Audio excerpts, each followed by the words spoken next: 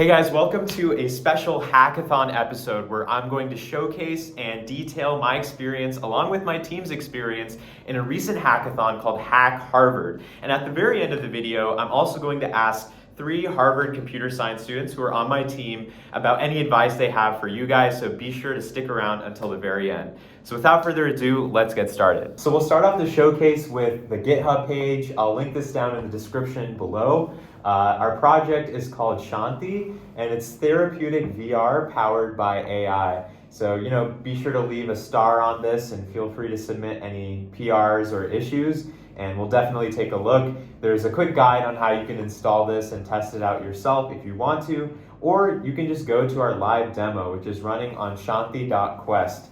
So it might be a little bit hard to see, but I'll also include a screen recording so you guys can actually see this.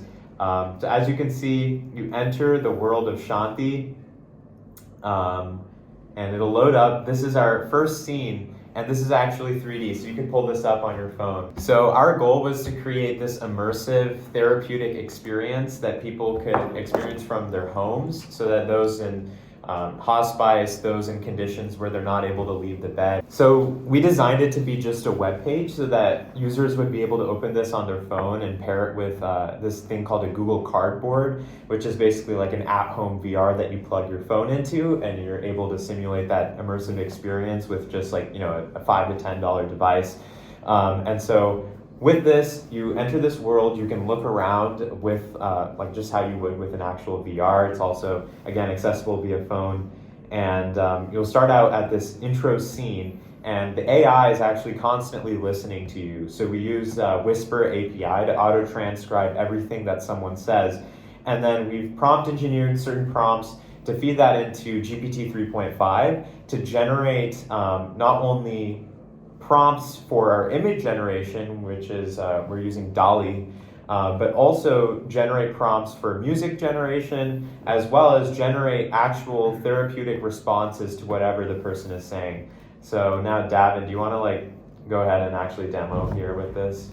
Hi Shanti, so my name is Davin, and I've been really sad and lonely the past few days. My wife recently died, and I've been thinking about the time we spent together, the dates we've been on, the art sculptures we looked at, especially that one year at the factory. That was really nice. It was our first date, and I don't know, what should I do about this feeling?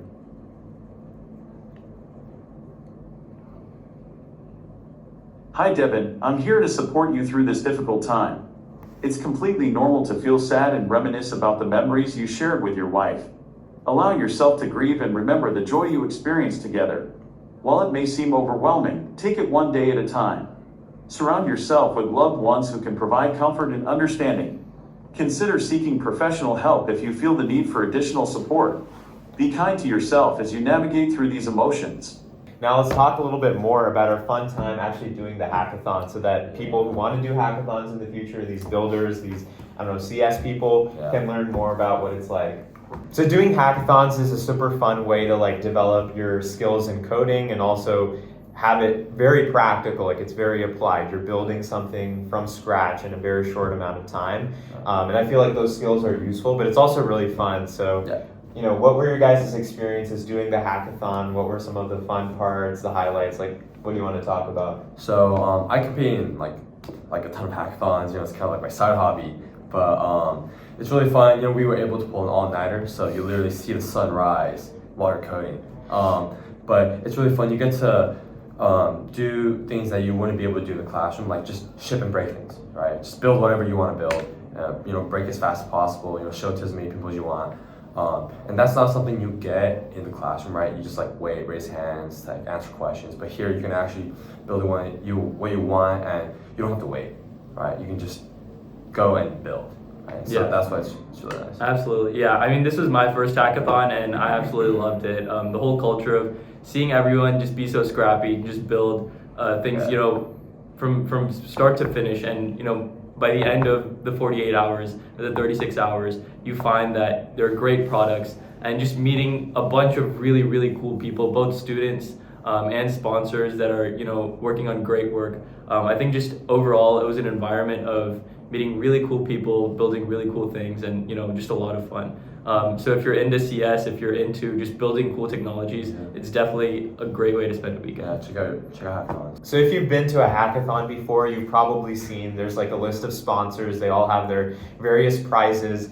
But the other thing is they want you to do specific things. Like they'll want you to integrate their technology into Yeah. your product, like use their API or go talk to them and like come up with some use case for their product. And so in Hack Harvard, there was quite a few sponsors, some pretty big prizes out there. And so we actually specifically targeted a few prizes and like sponsors that we were most interested in. One of them was MathWorks. So MathWorks makes like products like Simulink and MATLAB, if you've used those before. I use a lot of MATLAB in my research, and I think that's one of the reasons why we targeted it, because like we thought we could outcompete other teams, since we had someone like myself who was probably more experienced than the average CS person in MATLAB, because like I don't know, most CS people don't use MATLAB much, it's right? actually- Yeah, I don't think so. Yeah. Yeah, it's like definitely more of a researchy thing, especially in like bio and like medicine.